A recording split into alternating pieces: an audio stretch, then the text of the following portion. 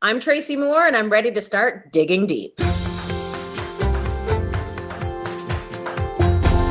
I'm Mark Sutcliffe. Welcome to Digging Deep, presented by Zen Books. Digging Deep is a series of one-on-one conversations with thoughtful, accomplished people coming from many different fields: business, music, media, entertainment, and more. Digging Deep is all about hearing people's life stories and the powerful lessons, the valuable insights and observations, and the unique perspectives that they can share with all of us. Here's how we do it. We begin with some rapid-fire questions that reveal little pieces of information about the guest, some insights and some perspectives, and then we start digging deep into those stories and life lessons. I'm very excited about our guest today, Tracy Moore. I hope you enjoy this conversation as much as I did. I hope you learn from it as much as I did. Tracy Moore is the host of Cityline, which is North America's longest-running daytime TV lifestyle show for women. She has been hosting the show since 2008, and starting in June 2020, she began hosting Cityline Reel on Race, which is a series of online conversations about the need for systemic change in Canada. She also appeared on the cover of Chatelaine magazine, and in that powerful cover story, she talked about her experiences as a Black woman in television and the challenge of speaking out as somebody who was hosting a lifestyle program, not a news show. There are so many interesting and important lessons in Tracy's message. She talks about the value of consistency, about advocating for yourself, about not being limited by the barriers that other people place on you, about the conversations about race that she has had with her own children, and much more. I learned a lot from this. I hope you do as well. Oh, and I should mention, we also talk about when she partied with Jamie Foxx at the Toronto International Film Festival. That's a pretty funny story. Now, just one last thing before we get started. If you like what you hear, please subscribe and post a review on Apple Podcasts or wherever you listen, and share this podcast with your network. And if you're looking for more information about the show, if you want to read my daily blog where I post every single day of the year, or subscribe to my newsletter, The Weekly Dig, which has 5 very quick items that I've learned about each week, then please go to our website, letsdigdeep.com. That's letsdigdeep.com. You can also find a link to my TEDx talk. Now, let's start digging deep with Tracy Moore. Tracy, it is so good to welcome you to Digging Deep. Thank you so much for joining us. I have been such a fan for a long time, and my wife as well. And you and I have spoken many times, and I've been to see a live taping of your show, which was very exciting for my wife and stepdaughter. So I'm really thrilled that we have this time together. Thank you. I am so happy we could make it work. And Mark, I can't believe how long I've known you for. It's nice to have sort of this full circle moment where we can hang out and chat on your show. So thanks for inviting me. Well, once again, it's a pleasure. So let's get into some of these rapid fire questions, starting with, what is your fondest childhood memory? I remember shopping at Kmart with my mom and my sister and being able, like getting lost in the Barbie aisle, but always being able to hear my mom's bracelets. That's a good memory. Love it. It's like a beacon that you always knew you weren't far away. Who was your hero when you were 10 years old? Mom and dad. What did you think you were going to be when you grew up? Thought I was going to be a solid gold dancer. And then I wanted to be a doctor. And then when I started seeing my math grades, I knew that was not going to be possible. But those were the 2 main jobs: dancer, doctor. Okay. And what is your life story in 6 words? Finding my voice, using it kindly. Nice. What would you say is your greatest mistake, and what did you learn from it? I've made a lot of mistakes, but I think that in terms of regret, I have been dumped by a friend. A girlfriend dumped me, and that's still, I deserve to be dumped. And I think that it taught me that every relationship in your life deserves care. That's a great lesson. For what do you feel most grateful? I'm most grateful that my mom and dad are still alive. What has been the best year of your life so far and why? I would say the year I got engaged because it was sort of a spectacular engagement, and there was a reality show home renovation, and there was a big girlfriend's trip to Miami, and there were interviews in New York for an American television station. It was a big year. So the year I got Wow. engaged. Okay. What's been the toughest year of your life so far and why? 2008, when I had my first baby, my son, and just spiraling into postpartum depression. Wouldn't wish it on my worst enemy. What one person has had the greatest impact on your life? It's got to be a toss up between my mom and my husband. What is the most important lesson that you would share with others? Be consistent. So, consistency over everything. What's the biggest factor that led you to where you are today? Working hard and building goodwill. What would people be most surprised to learn about you? I used to be shy. So did I. Really? I still am a little bit, I think. I guess Yeah. I can still be shy sometimes too, but mostly not. But I was really shy. Yeah. I used to hide behind my mom's leg whenever Oh. we met new people. Uh, what is your secret talent? I was a baton twirler for many, many years. Nice. What is the most fun you've ever had?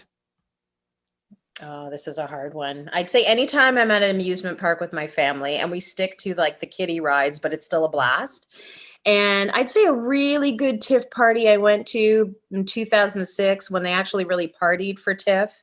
And it was Jamie Foxx, the actor. He had this party and it was just a wild night of fun. It was great. Wow, I've got to come back to Jamie Foxx at some point. That's pretty cool. What is the scariest thing you've ever done? Advocate for myself with people who are bosses or in high profile positions.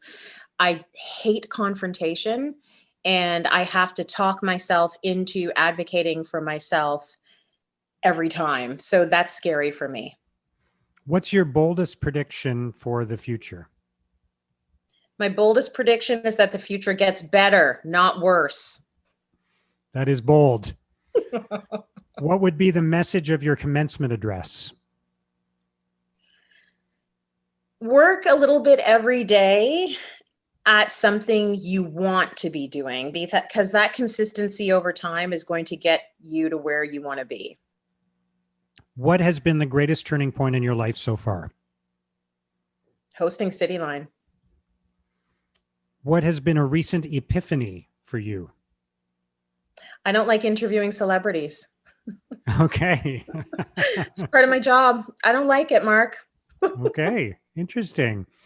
What book are you most likely to recommend to others? There's a couple, almost anything Chimamanda Ngozi Adichie has written, but I'm going to say Americana because it is such a great look at sort of the Black diaspora and the difference between being a Black American, being a Black African, how those cultures intersect and how they are different. And then I would say Canada's Heather O'Neill. I will read anything she writes, and I would recommend Lullabies for Little Criminals. Love that book. Okay. Great suggestions. All right, Tracy, thank you for answering those questions. In just a moment, we're going to start digging deep with Tracy Moore. We're just going to take a quick break so I can tell you a little bit more about the presenting sponsor of Digging Deep, ZenBooks. ZenBooks is Canada's go-to cloud accounting firm. They are not your typical accounting firm. I know the founders, Colin and Eric. I've worked with them for several years. And here's why I think you should consider working with them too. First of all, they bring a fresh, unique, modern approach to what is a very old-fashioned industry. These guys were working remotely and in the cloud long before it became cool. ZenBooks also uses technology to your advantage. I think this is really important. They give you the tools and analysis you need to monitor your business in real time. That's so valuable right now when everything changes so quickly. Yes, they're a virtual accounting firm, but that doesn't mean they're offshore, and it doesn't mean they're inattentive. ZenBooks combines the efficiency and effectiveness of a cloud accounting service with all the benefits that you'd want from a trusted advisor: high-level advice and strategic support. Now, here's what I think is going to happen if you work with ZenBooks. You'll probably start out taking advantage of their cutting-edge cloud accounting solutions, but in the long run, I think you'll stay with them because of their strategic guidance and problem solving. Among their core values, they specifically list being candid and proactive. Isn't that exactly what you want from a trusted advisor?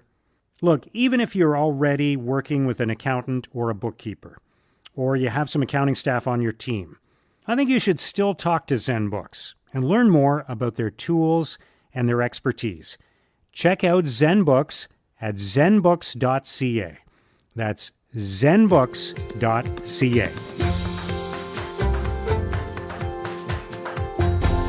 Tracy, once again, thank you for joining us on Digging Deep, and we have a lot to cover, and there's so much that I want to ask you, and some of it's very serious because of everything that has happened this year and the role that you've played and the voice that you have projected throughout a lot of the meaningful discussions we've had this year. But I want to start with the cover photo of Chatelaine, because that is like the most badass photo that I could imagine. You look so good in that picture. And I showed it to my daughter and I said, this is what a powerful woman looks like. And I just thought it was so great, and it captured so many things all at once. So you've got to tell me about that photo and your reaction to it when you saw it.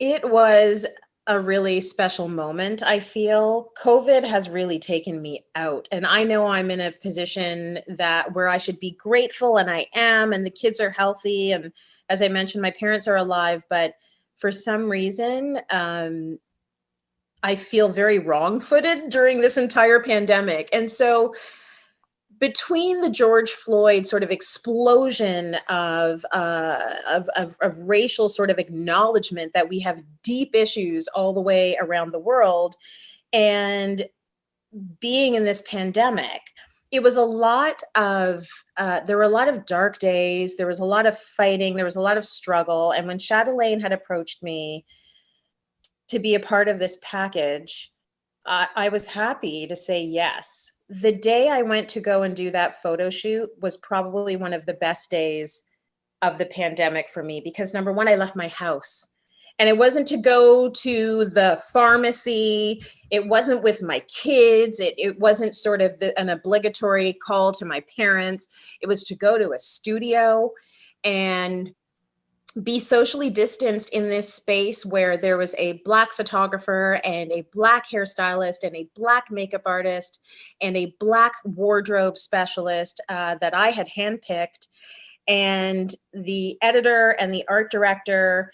And it was joyful. There was music, and I felt really good because I felt like no matter which way my career goes, the whole point of it has been this. The whole point of it has been to try and build bridges, to try and pull my community up, which is why I love the quote they pulled for the cover. This isn't about me. I have so many people, Mark, say to me, Canada's been good to you. You've got a great life. You've got brand deals. We see your beautiful vacation. What is your problem? And the problem is, we should all be appalled that any of this kind of racial discrimination, from brutality to microaggressions to misogynoir, any way you slice it, we should be appalled that this is still happening. I'm living an okay life. Does that mean I'm supposed to be quiet and not say anything? No. And quite frankly, my kids are still being called the N-bomb at playgrounds or at Toronto camp programs or in school. So we got issues we need to solve.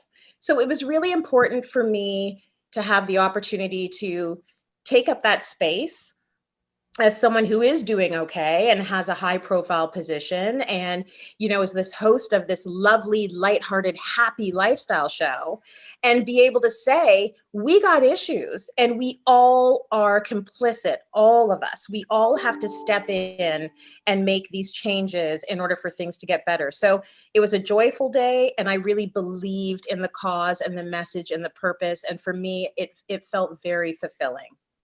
Well, I'm glad to hear that. And there's so much in what you just said that is so powerful and important. We're going to come back to a lot of it, but I wanted to talk about what it was like for you growing up, watching television, not seeing a lot of Black people on Canadian television. Just tell me a little bit about your story, your family story, your parents. I would say my parents came up here as immigrants with very little money, but a very big work ethic. I would say, like most immigrants that come to the country. And they understood that they were just going to have to put their head down and work really hard. They did not get tripped up by racism. And I think that a lot of immigrants don't have the luxury of spending the time waxing poetic over what's happening and what doors are closed and what they can't do. It's all about, how are we going to make this money and buy this first house? How are we going to make this money and buy this first car? How are we going to get the girls into a good school catchment? It was just strategy and planning. So I didn't necessarily grow up with this idea of race on an endless loop, especially coming from a predominantly Black island. My parents, if anything, were maybe more caught up with class than they were with race, because that would be the big issue in an island like Jamaica. So it wasn't until I got into high school that I decided to start educating myself about my history. I didn't know much about the civil rights era in the United States. I started teaching myself about that. I started reading books even about Garveyism. I started reading Black authors from the Black Renaissance of the 20s. I made sure that every time I did an independent study unit in high school, it was about something to do with my ancestors and my history, because I wasn't getting that information anywhere else. And I think that growing up in an environment where you just don't see yourself reflected, the scariest thing is you don't even question it, which is why this is, my kids are in a situation where now if we're driving on the highway and they see ad after ad after ad with white people in it, they'll actually turn to me and say, so are these things not for us? They're already analytically thinking about these things. So does McDonald's not want us to buy their burgers? Because we don't see any Black families in the ads. So they're already thinking like that. I didn't think like that. I knew it was a very big deal when we saw anyone who was Black come on television, and it could be a World Vision ad. We were all at the TV to watch. So I also understood that my parents had a lot of respect for journalists and news people, and I'm pretty sure that that helped me figure out the direction I was going to take with my career as well. And it was sort of this building of understanding and learning more about my history and how far we'd come and how far we have to go that led me in the direction of thinking I need to find a career that is going to help me help women, help people of color, help kids. But this was sort of something that was set in my mind from high school. So you set out explicitly to have a career where you would have that kind of impact. It wasn't just, hey, I like the idea of being on TV, the way somebody like I might have decided that as a career in journalism. You wanted to have that impact? The impact came first. And to be honest with you, I was not interested in television. I wanted to do radio. That was going to be it. I feel like television, I still think television is too cumbersome. Like I have to have fake eyelashes on. What does that have to do with anything? So I felt that radio would have given me that broadcast element, which I loved. I like to perform. I like to speak. I love to public speak. I've always been into that. But I wanted to be able to do it without the hassle of, having this huge team. It's easier to have a recorder for radio than it is to have a full camera crew. So yeah, it was always about how can I help change things? How can I fix this world? Not about just being on TV. There obviously were not a lot of Black people on Canadian television. And I'm going to say, as a viewer, one of the first that I ever saw was you when you were on morning television, on breakfast television in Toronto before you started hosting City Line. you were one of the first Black people that I saw on television in this country. So that's it's obviously there are a lot more different faces and different backgrounds represented on Canadian television today, but that's not the world you stepped into when you started your career, right? Very few and far between. And to be honest with you, I tried to make connections with the few Black faces that were in television, and I didn't get a very warm response.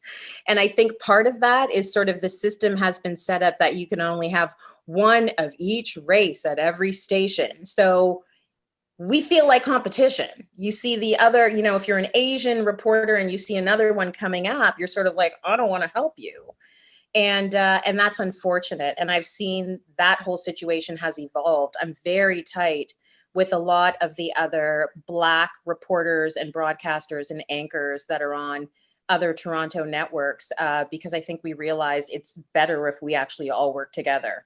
But yeah, there were not very many. And I knew that I was going to have to work very hard to be one of the people of color that were going to be on television. And I believed in myself, and I knew that if I worked very hard and once again helped build goodwill everywhere I went, it was always about placating people and making sure that when I occupied the space, I was not rubbing people the wrong way, and not burning any bridges. I was very intentional about that, and I felt like I had to be.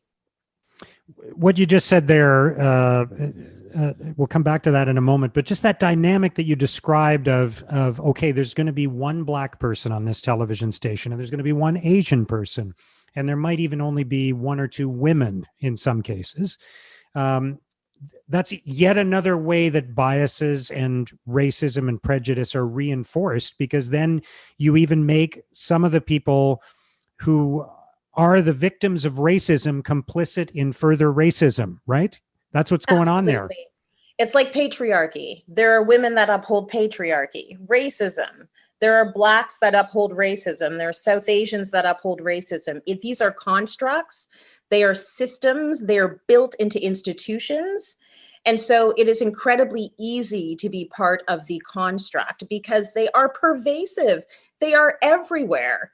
And so, yeah, we see this divisiveness happening in all sorts of communities, and it is all about white supremacy and all of these institutions that have been sort of embedded into our institutions forever.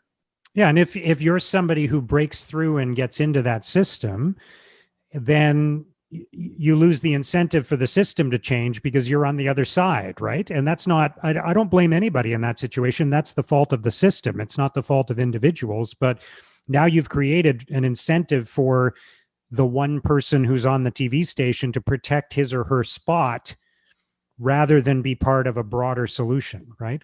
You got it. And then we're right back around to people saying, Tracy, you have a good life. Shut up. Yeah. So you're right back to that. Why would I rock the boat? Everything's going well with me. Like, what do I need to care? I'm fine. But that's me upholding the system then. Yeah. Now, you talked about, you didn't use this term, but I'm going to use it. You talked about fitting in, basically, right? And I think you were, if I'm not mistaken, from what I read, you were the only Black person in your high school or in your high school class or something like that, or one of very few. In my elementary school, I was the only Black person. In my high school, there were a couple of handfuls. Okay. Is there and was there pressure on you, and is there pressure on people in that kind of situation to behave like everybody else, to not be yourself, but to be like to fit in? Absolutely. And, I think one thing that we have to do if you are marginalized is be willing to forgive yourself again and again. You're going to be in situations where people are going to say things and you're not going to feel comfortable about it, and you're not going to fight it. And that could be because you're at the end of the rope. It could be because it's your 50th microaggression that day. It could be because you're feeling weak that day and you don't have the strength to fight it. This is self-preservation. And I think that it happens with anyone who's marginalized: trans people, gay people, people of color, Black people, Indigenous people. you're always going to be in an environment where you are an only or a first, and you have to pace yourself. That's a great point. But can you describe some of your experiences with that and your experiences with microaggression, for example? Yes, I had, I feel like I'm sort of on the fence with I'm a Black woman who grew up in the suburbs in a two-parent home that I would say was lower middle class. Um, I speak the way I speak. I read with a vengeance. I was a baton twirler, a cheerleader, a straight A student. So, and incredibly impassioned about my community. So, on both sides of the fence, I remember coming into high school and there were Black women there who just decided to hate me right away. And one of them had said to me, a few months in, when I was starting to fit in and making friends, she said to me, "Well, I heard about this girl, Tracy Moore, and she's on student council and she's doing this and she's part of the environmental club." And I thought for sure she was white. And then I found out it was you. And I'm like, mm-hmm. And she didn't really finish the sentence. And we became friends. So on that side of the spectrum, there will always be people that have this, "You're not Black enough." On the other side of the spectrum, I can't be anything but Black. So I'm never going to fit into the other side as well, nor do I necessarily want to, or am I trying to. But it is a strange space to occupy, and I'm far from alone when it comes to being in that situation. My husband is Haitian born, adopted by rural Quebecois, and he was one of three Black Haitian little boys adopted in the 70s in his village. I can't even imagine what he went through. I mean, he went through micro, macro, all the aggressions, overt racism, subtle racism, the whole nine. So there are many Black people in that situation, and it is it's a tough sort of fence to straddle. I know my kids will probably go through it, and the biggest advice I could give anybody is you just need to know who you are. I'm never going to be limited by the barriers that other people put on me, whether they come from the Black community or white society or anyone else. I have to just kind of fulfill the space that makes sense for me. Black people camp, Black people play hockey, Black people are big nerds, Black people do all these things. So unfortunately, what we get fed in the media, Blacks get fed this and everyone gets fed this, is that we are supposed to fit into a little box.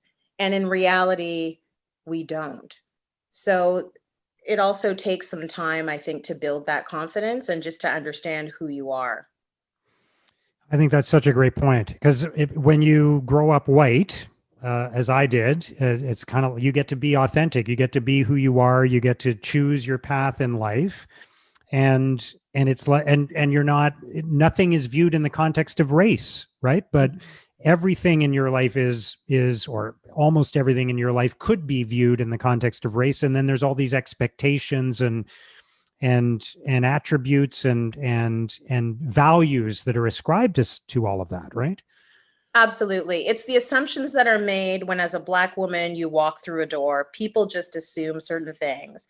And they aren't usually, "Oh, she has a master's in journalism," or "she has her BA from McGill." Those are not the first two assumptions that people make when I walk through the room.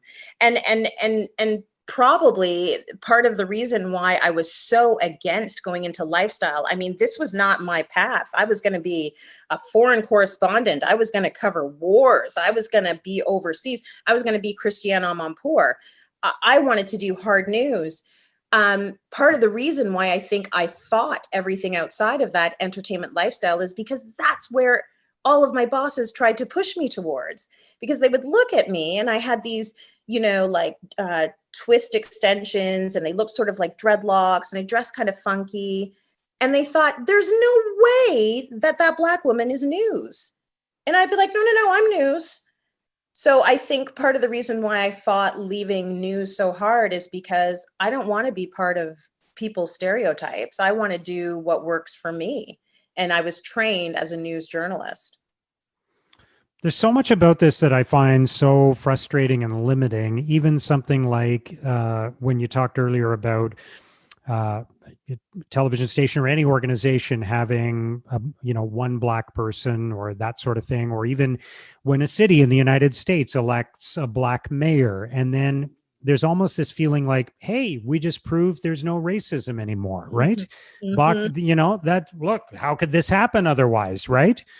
It's I just find that so frustrating, and I also feel do you not feel this extraordinary impatience about everything? Because when I see some of the things that are even happening this year, I think to myself, like, yeah, I mean, of course, like even organizations that are now saying, okay, we're going to have a diversity and inclusion committee in our company. We're going to explore whatever systemic biases we've had in hiring. Or when you see an animated TV show saying, okay, you know what, from now on, we're not going to have white people voice black characters on our show. It's kind of like, why are we still talking about this in 2020? Do you not feel like it's a crazy amount of impatience? Incredibly impatient, incredibly cynical. And sometimes I feel the need to explain why, because I'm sure people on the outside of the community are thinking, look, we're making progress, everyone's listening.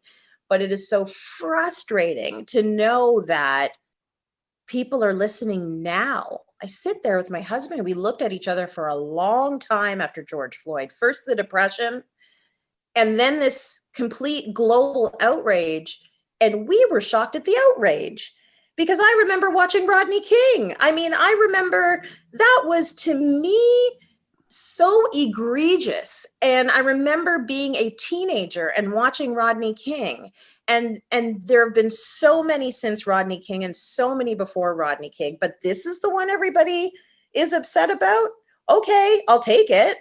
But yeah, there's something really enraging about why it had to be now, why people are still looking for more evidence that there's a problem in the world, and how people just expect all blacks to be really hopeful that this is it. This is the big change. It's like, I don't know. There've been so many disappointments along the years that it's difficult to find that hope.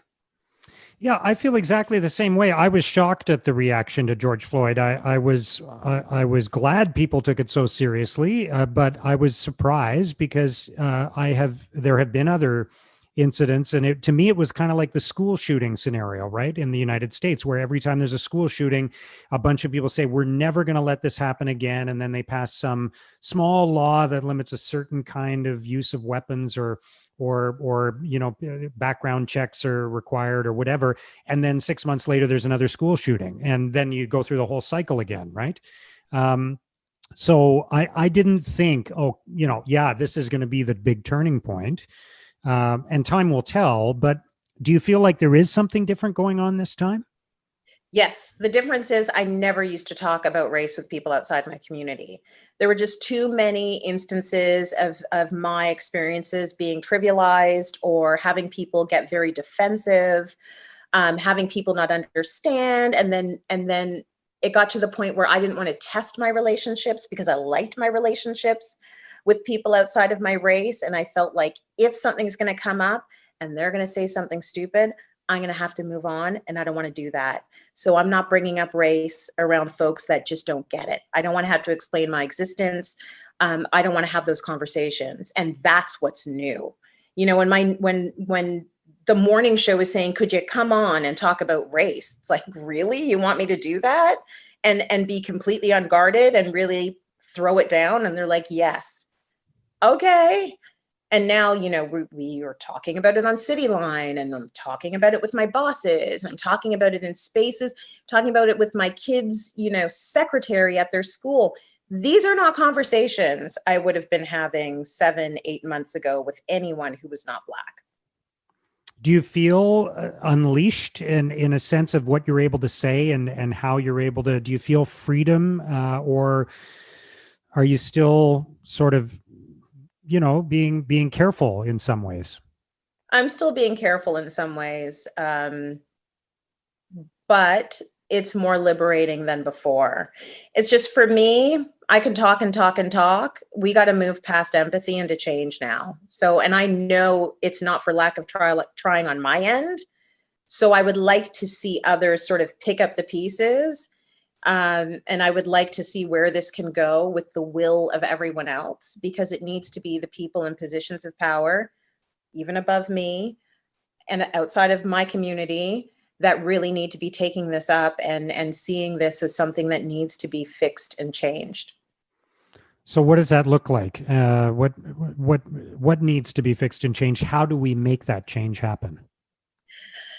In little ways and in big ways. You know, one thing I would say to parents, if you've got kids on TikTok, look at what they're watching on TikTok. If you have kids going to school, what are they saying at school? What are they reading? What are they watching? What kind of culture have they been exposed to? Because if they're watching TV and they're taking in social media, they're being sort of swept along the escalator on the way to racism. Like, that's just the way society has been set up. Unless you are running fast in the other direction, you're going to be swept towards the way the world works. And the way the world works is teaching you sort of all the wrong things. So parents have a big responsibility to have conversations with their own children about how they see the world, and maybe that's just opening up their literature and their television programming and their what they listen to on the radio to other cultures. And then I think on a higher level, we need to see people like the Prime Minister doing more than symbolic performative allyship. We need actual legislation. We need quotas. We need the city of Toronto mayor to say, maybe do what Atlanta did and say, okay, 50% of our contracts are going to be going to BIPOC. They're going to go to Indigenous businesses or Black businesses or people of color running businesses. But it has to be tangible and it has to be quantifiable. It can't be performative. It can't be another Black Lives Matter mural. We have enough of those. What we need is actual substantive change. And these changes are in the hands of the power brokers right now. I'm really glad to hear you say that, because I find look, there's nothing wrong with people showing their support for Black Lives Matter or for any other cause that arises, but I get so frustrated when I see just kind of the messages on Twitter, and then it's like, okay, I've said what I needed to say. I've expressed my point of view on this, so my job is done, right? People feel absolved very quickly. Yeah. And I mean, listen, we've had a Black president in the United States. It didn't do anything.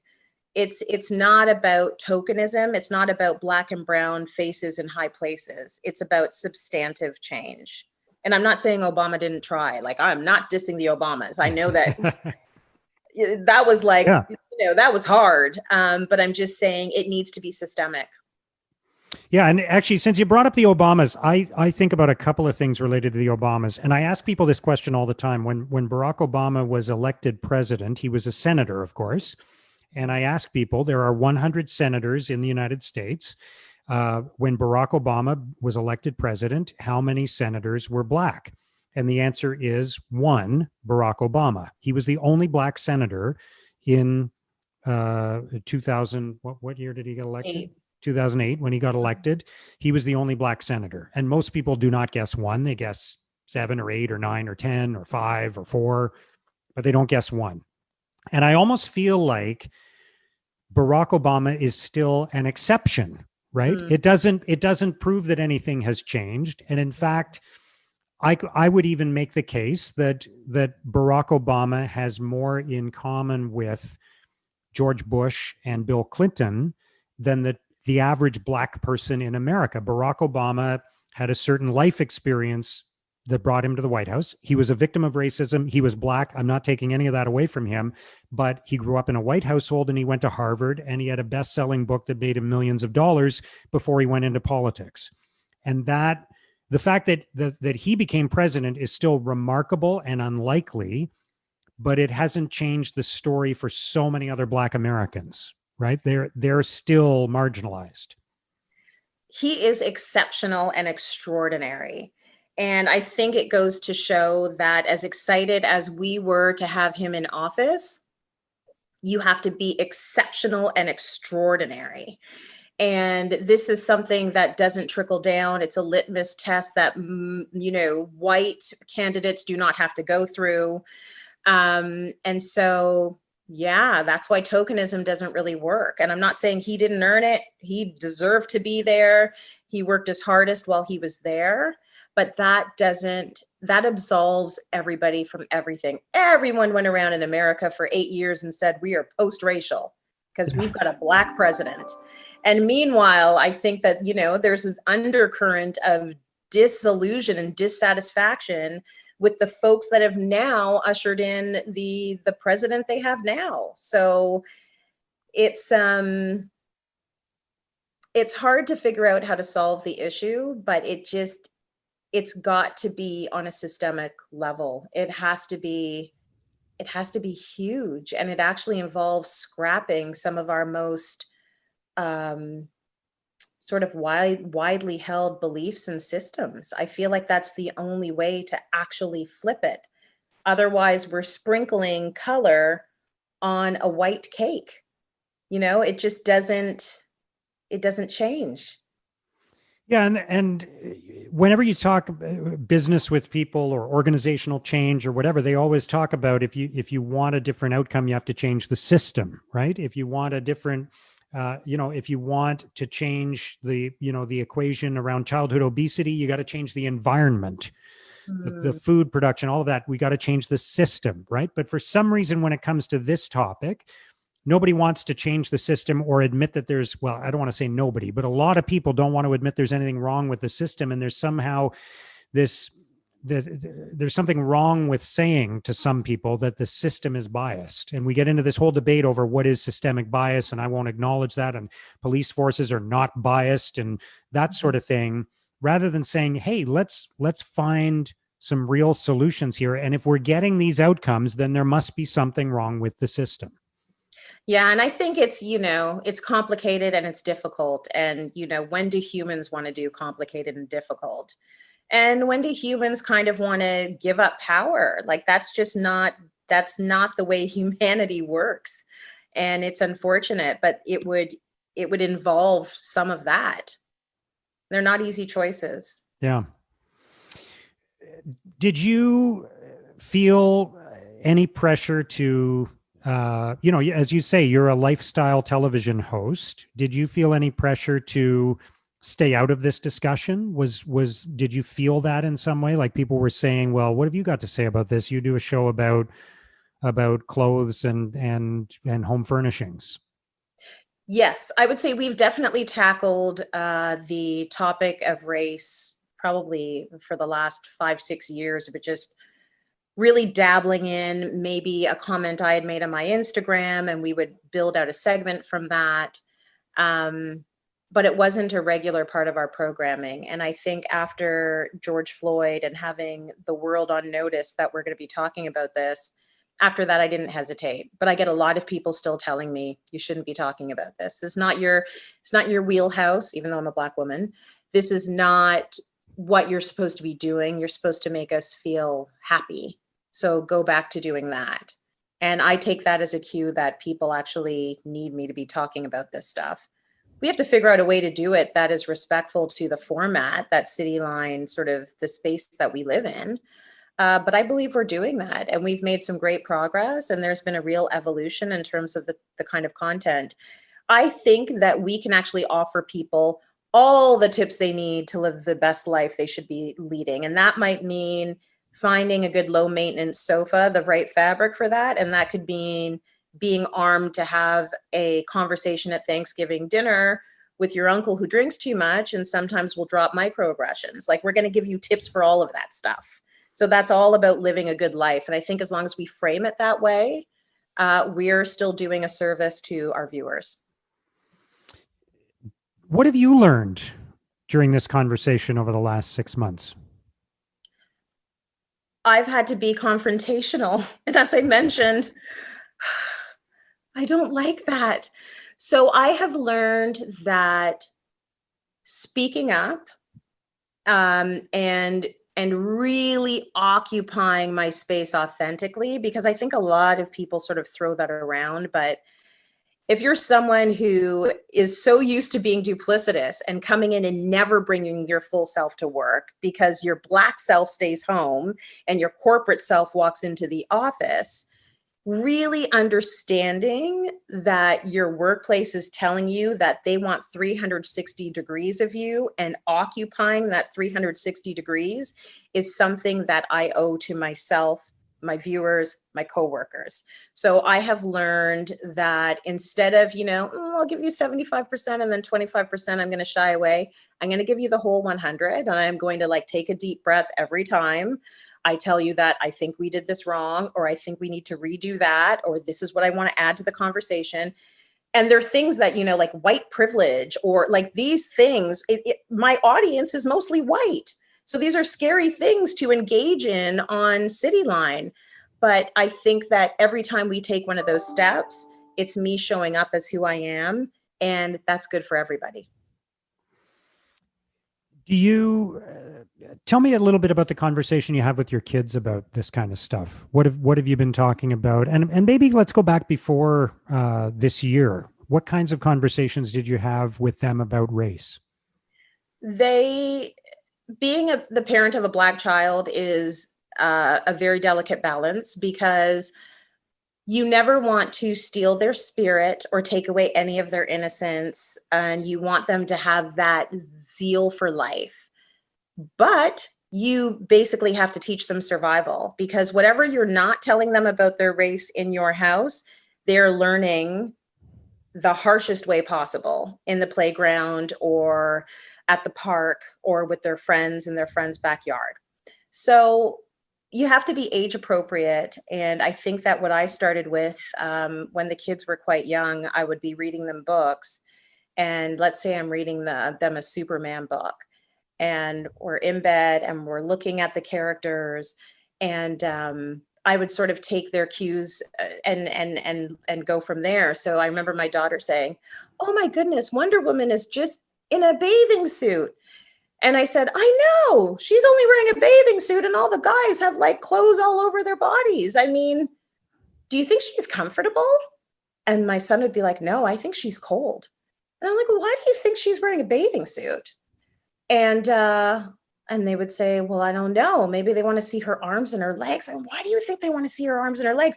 So we've been having these conversations about feminism, about race from when they were very young, and having them sort of talk about what they're seeing in an analytical way. So that goes the same for commercials. When it's commercial after commercial after commercial and they don't see themselves represented, and the cartoons are the worst.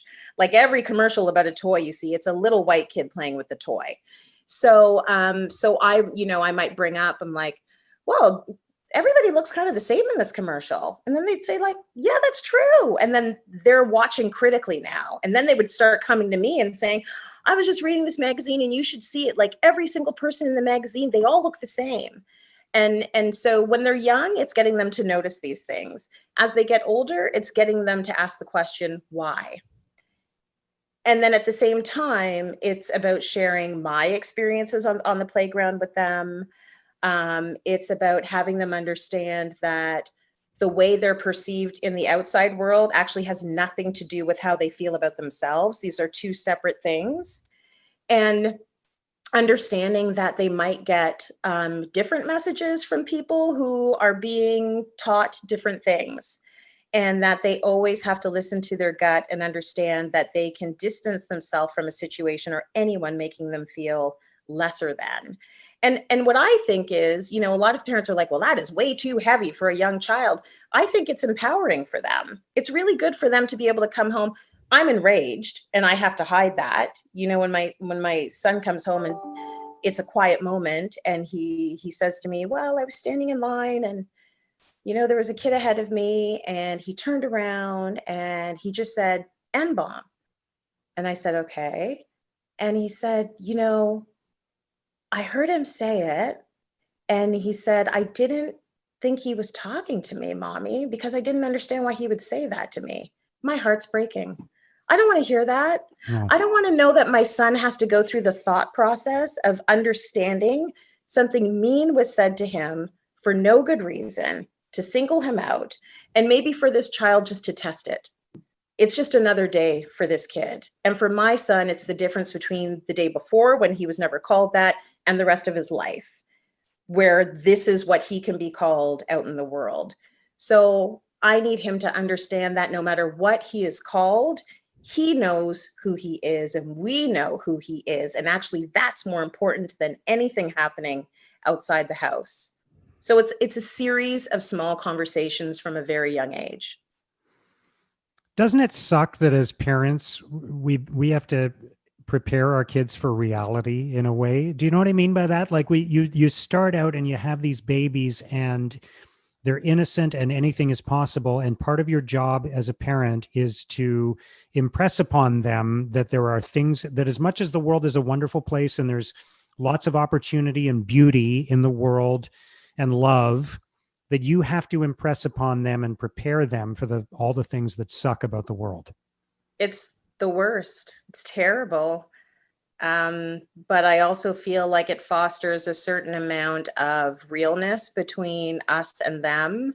I feel like we're very open with them about our experiences. And I think that that's important. And I feel like that's different than the way I was raised. My parents were great and they were loving, but were we sharing like swapping war stories? No. It was more like, you go study and we will be working and cooking over here. But yeah, knowing that we have that connection now, I think it's good. I think it's good for them to understand that they can process this stuff out loud with someone who they trust. Well, they're so lucky to have you and your husband as parents. I know that. Yeah. Um, so I don't want to spend all of our time on issues of race because I love talking to you about all kinds of other things too. But can you tell me a little bit about what you've been through, and like initially, how did you react to the death of Jacob Blake and what happened after that? What did you go through? Um, the best way to describe it would be just to call it trauma. It's like constant, it's consistent, it's you never know when it's going to pop up. It's like a surprise, but it's familiar. And I feel resentful that I have to go to work and smile. And I feel resentful that I have to parent kids and be happy and give them Cheerios like it's another day. Um, it hurts. It hurts in a way that is difficult to describe, but that anyone in the Black community can understand readily. And if there's anything that comes out of this, I want other people to be able to feel the depth of that sympathy and that empathy and understand that it's actually like it's been normalized and that's not okay. That's like so frightening. It's so frightening to me that I can open my Instagram and see Black bodies being gunned down and killed. I don't, it makes me question the world we live in. There's so many things that are happening every day that I just can't understand how we just sleep and wake up and keep moving on. There are kids in cages at the American border. There's so much that I just want everyone to stop and think, okay, what in my little way can I do to change this? Is there a petition I can sign today? Is there someone I can talk to in my circle that I can inform? Is there a donation that can be made? Is there a book I can buy to teach me more about the situation? Like, just care. That's what I wish I could scream, like, just care. Yeah, when I see the incidents that have happened, Jacob Blake and others, and even the ones that have occurred since then, I think to myself, I'm grateful that we invented the camera phone because can you imagine what was going on before police? And I'm not picking on all the police, and I know there'll be reaction as soon as you invoke the police in this kind of thing, but can you imagine all the things that were going on before there were bystanders with cameras? Yep. And they're still going on now because a lot of incidents, there Yeah, are no cameras around. I mean, most of us have a phone always, but it doesn't necessarily mean that someone's rolling on yeah, everything. But yeah, it's exactly. frightening. Yeah. What advice do you have for people who want to make a difference? Learn, don't necessarily let your BIPOC neighbors do the heavy lifting anymore. Um, if you feel like you're in a situation where you're close enough to them and you can say to them, hey, how's your energy level? Would you mind talking to me about this? Cool. If they say no, don't be upset. Go and do the work. So do the research. Anything you're going to find from that BIPOC person, you're going to find on Google. Look up some stuff, do some reading, you know, pace it out. I think we're in a real rush to get out of this feeling of discomfort, and that's not going to help if we just start saying, well, let's promote a few BIPOC people and let's move on. No, understand that this is what the trajectory is going to be like for the rest of your life. You're going to learn a little bit every week, every month, and that education is crucial in you understanding what you need to do next. But it's all out there. There's action you can take, and I think that, you know, this is going to sound kind of ridiculous, but we can all serve in the ways we can serve. I had a big debate with my girlfriends on the weekend about Beyonce's Black is King. And, you know, they were going on, and why does she have to be so sexy and blah, blah, blah. And I'm like, listen, Beyonce is serving how she can serve. At the Super Bowl, she did Formation. At, you know, Coachella, she did historically Black colleges. Now, during this racial reckoning, she has come out with Black is King, and it is beautiful. And I understand all the critiques because she's showing beautiful African royalty, and, you know, Black Americans tend to romanticize this whole sort of African past. And there are poor people in Africa too, and they count too, but they don't appear in the video. But what I'm saying is we can all serve in the ways that we can serve. You can have conversations that make differences in people's lives, Mark. And I can use my platform to make sure that we give voice to issues that people do not necessarily understand. So serve in the way that you can serve, but don't give up, pace yourself, and keep moving forward. We need to keep fighting this. And it's active, it's not passive. You said earlier when I asked you for your life story in 6 words, finding my voice, using it kindly. I think I have that right. Using it kindly. What do you mean by that? Why kindly? I think that what I learned coming into this role on City Line is that it was very important for me to, and this probably comes from me being a Black woman as well, looking very different from the host that was on the show before. I really had to build respect and faith in me as a television host. And a lot of that is about placating everyone around me. And you don't do that and sell your soul, but you do that in a way where you are collaborative versus, you know, ruffling feathers. And I think that even now, with the voice that I have to understand nuance. I have to meet people where they're at. I have to know my audience. I have to understand how the language I use is being taken. And listen, there are a lot of people that would listen to this and they would say, no, Tracy, that's not your responsibility to make the people around you feel comfortable. I'm just saying I am building on something that I know has worked in my experiences. And it is that if I walked through a door with 2 guns a-blazing, which is number one, not my personality, it would not end well. I don't feel like I'm always in a position to do that. And so I think, yeah, I'm going to be shouting from a mountaintop about the rights of women and BIPOC and children who are underserved. But I'm also going to try and serve up some nuance and understand and come from a place of kindness. Because you want to be effective with that message? Is that part of it? I think people will shut you down really quickly. And I think as someone who is marginalized, I have parameters. I mean, I think that's just the reality of the world. And it's also kind of my personality. I'm collaborative. I like to listen to every voice in the room. I like to figure out a consensus that everyone feels comfortable with. So even though I'm saying really controversial things, I'm asking you to sort of find your space within this world and make it work for you. Like, I'm never going to give you a laundry list of you have to do this. Work it out and figure it out. But these are the facts. And I'm just going to put them out there. You do with that what you can do with that.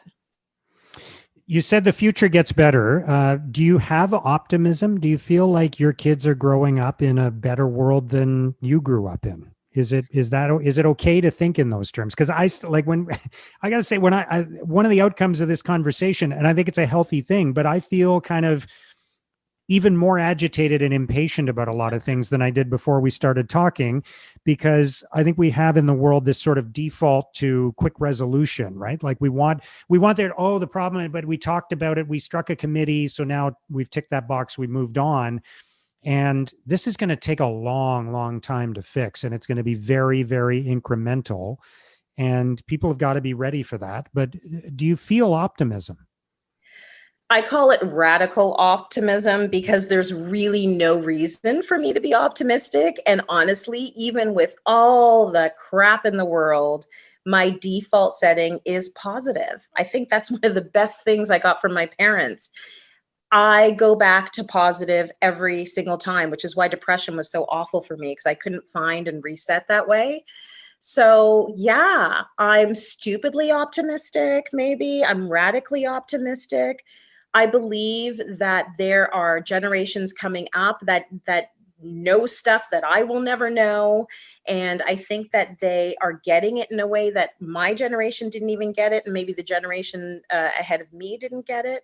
And I'm putting a lot of faith in that and a lot of stock in that. I feel that, maybe things are cyclical. Maybe we come back around to a better time, if there has been a better time in the past. And I also feel that if I don't have that optimism, I'm not sure what is driving me. So it's really important for me to feel that there is a small window for things to radically change. How did you get through the postpartum depression after your first child was born? Could you talk a little bit about that? Oh yeah, it was really my husband.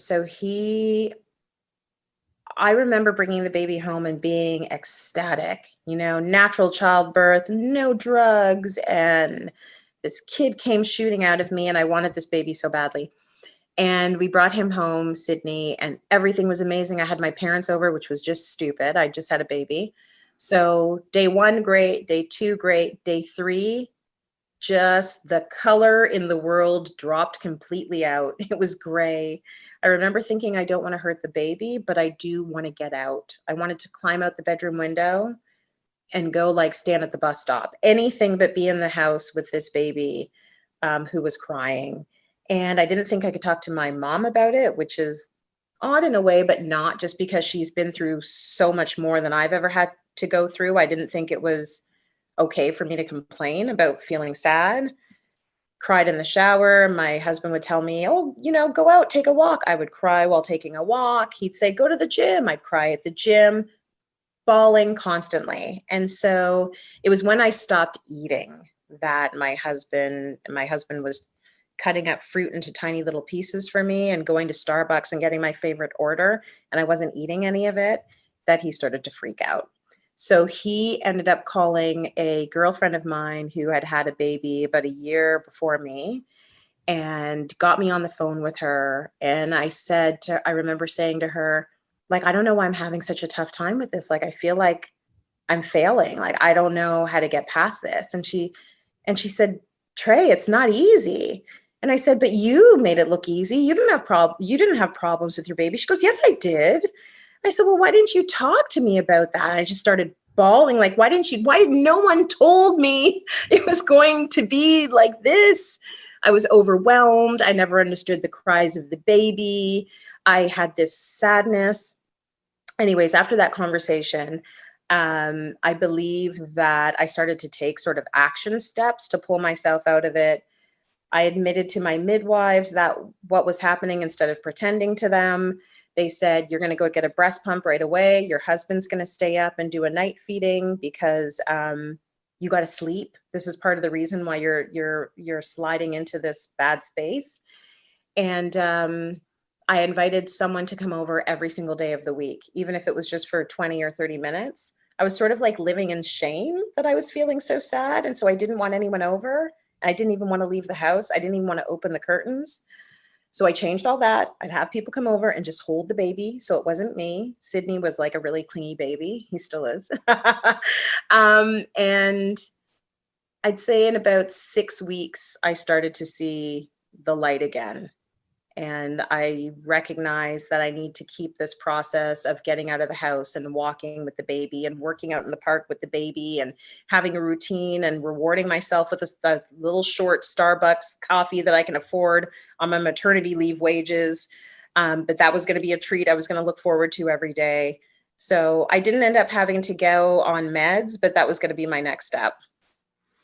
Wow.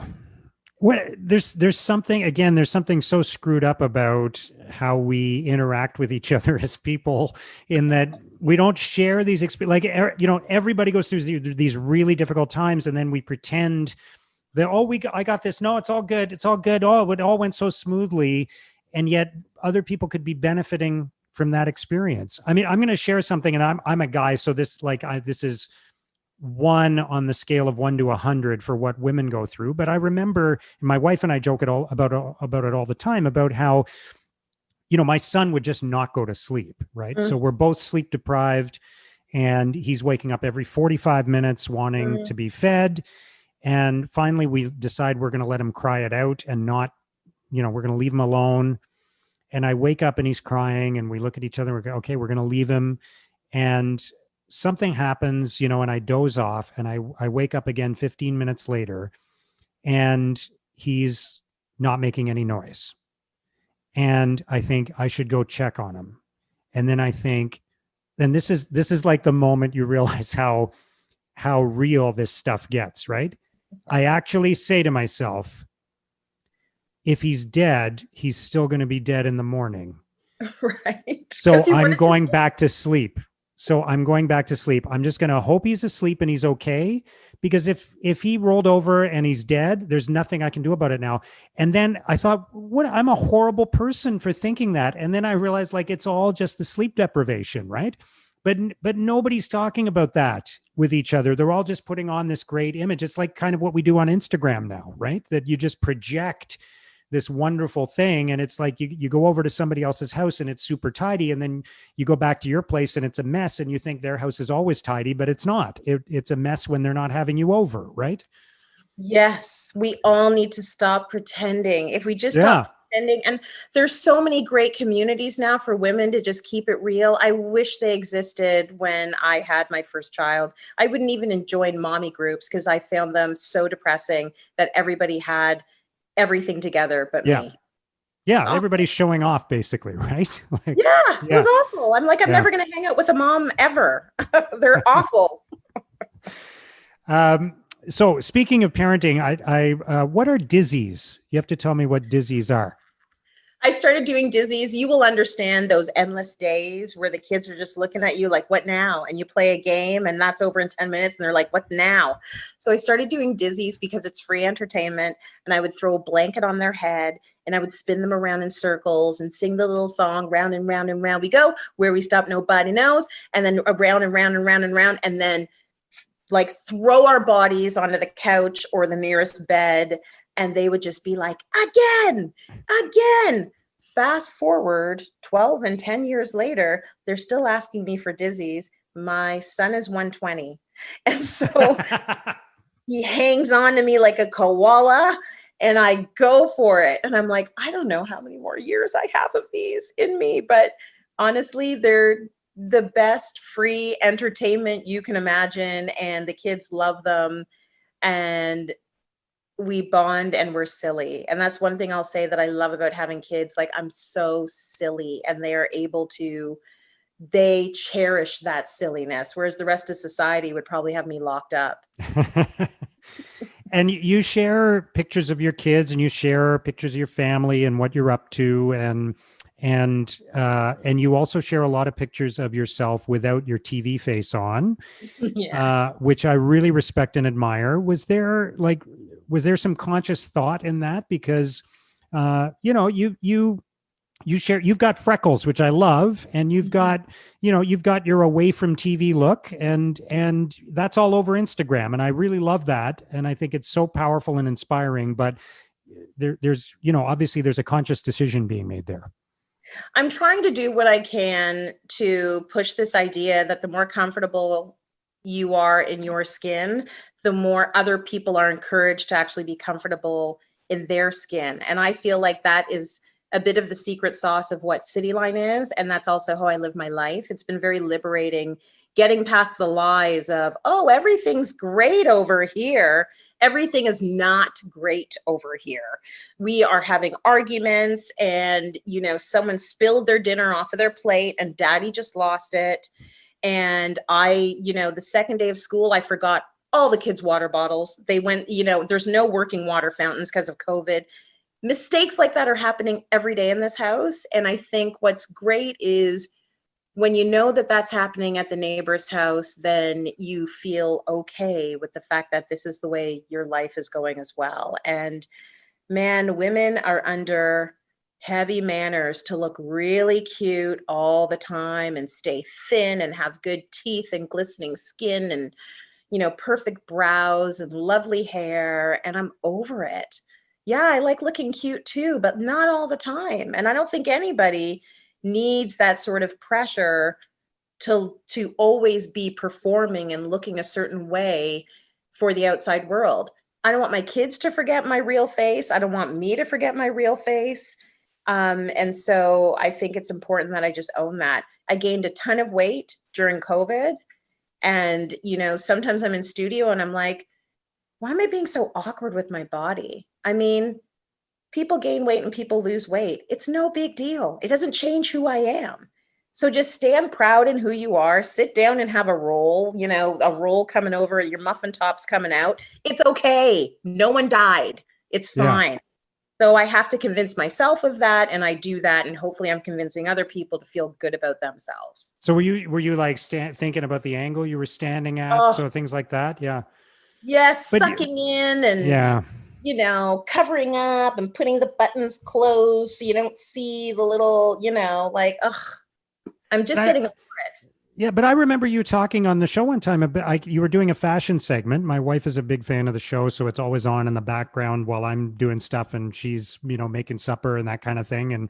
And I remember you talking one time very candidly about how somebody said, "Oh, are you expecting another child?" or something like that. Like you've always shared that very. So I love that about you because you've always kept it very real in that sense, right? You're willing to talk about this stuff. Yeah, I'm trying to let everybody know that we're all under a lot of the same pressures and you can't live your life based on what everyone around you expects you to be. And it's hard. I mean, I have to keep teaching myself that. It doesn't come naturally to me. I'm talking to myself as much as any other woman is talking to herself. So it's important though.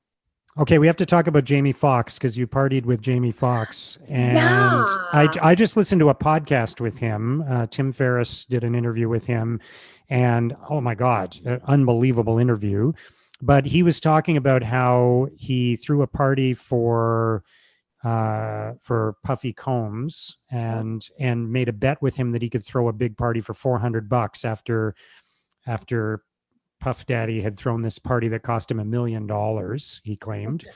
And I mean, it was just great storytelling. But so how did you end up in the same orbit as Jamie Foxx at the Toronto International Film Festival?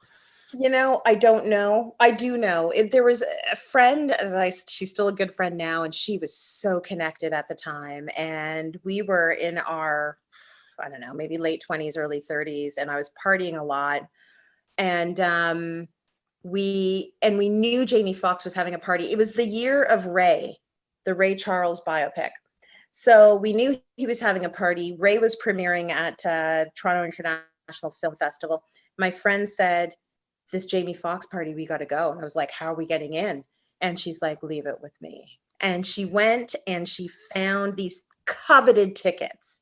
And she said, "I have, I don't know, maybe 5 tickets."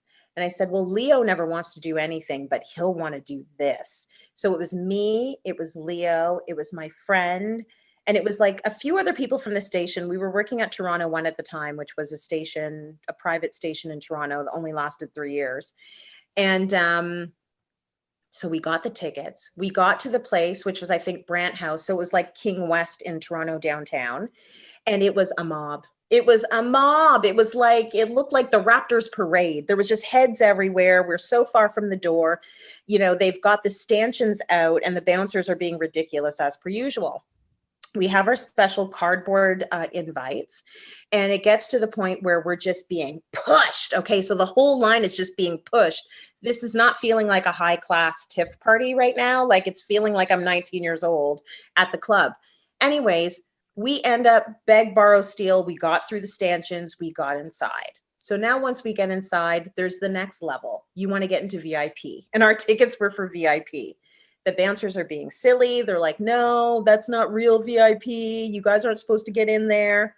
Anyways, eventually these bouncers have to deal with some kind of scuffle in the washroom. We all sneak into VIP. Kevin Spacey's there. There's a bunch of basketball players there. We're like, we made it. And then we find out that the washroom is outside of VIP, so no one's going pee tonight because we got to stay in the VIP.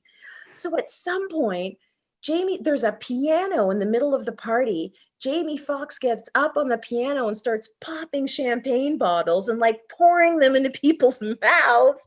We're partying with like Hollywood stars in the VIP. I turn around, I see a friend of mine peeing into a jar because we didn't want to leave the VIP section.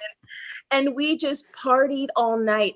It felt like there was a good relationship between the real stars and people like me who had no business being there. Everybody was talking to each other.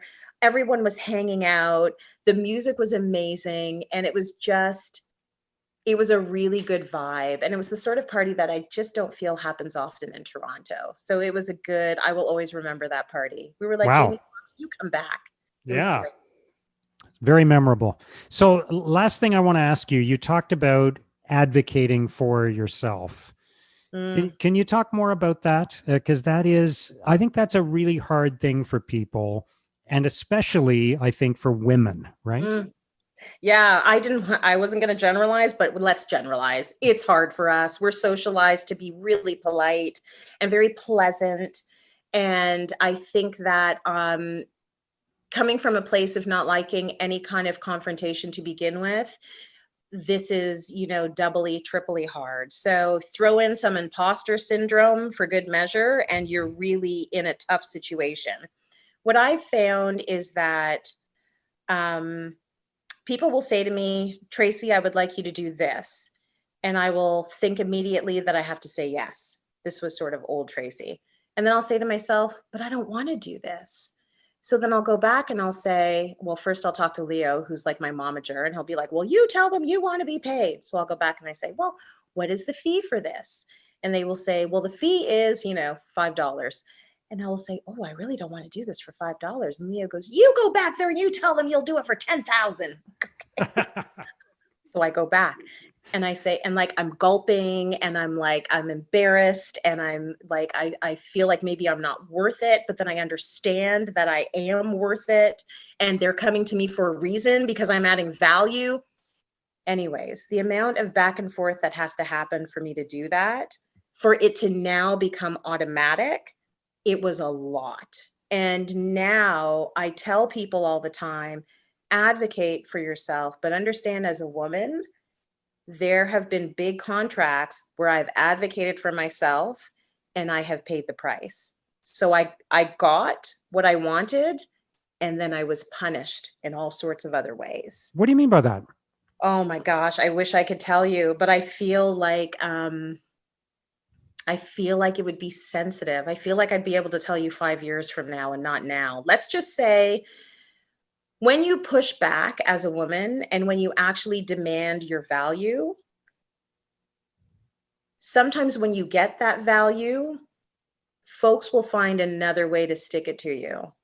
And that has been my lesson. So I understand that I have to speak up for myself, and I understand that it comes at a price and there is some risk involved, and you have to do it anyway. I think that's the important thing, but it's the part of the story that I never hear people talking about. The fact that, a friend of mine was asked to be a part of an event, and she did some photography for this event, and they ended up pulling a picture for the event that she was not comfortable with. And she said to them, I would rather you didn't use that photograph. Can you use photograph B? And they said, okay, well, think about it. Then she got a call back that she was taken off the list for the event. No rhyme, no reason, contract rescinded. So what I was punished with was probably much worse, but I can't get into the details of it. But that's an example. Sometimes when you speak up for yourself, there is a risk involved, and you might feel it. And even with all of that, you still have to do it, because you shouldn't be sacrificing your worth for any project or any person. But what you're saying is that, just to be clear, you're saying that the price you pay is not that you don't get the gig because you, for example, you asked for your value and they didn't want to pay it, but you actually get what you want, and then you get punished in some other way.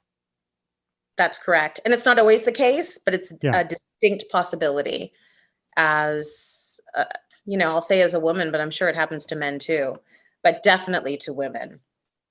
In the context of, okay, like, what right did you have to ask for that? I guess I've got to, I guess I've got to give it to you, but you had no right to ask for that. So I'm going to make your life miserable or whatever.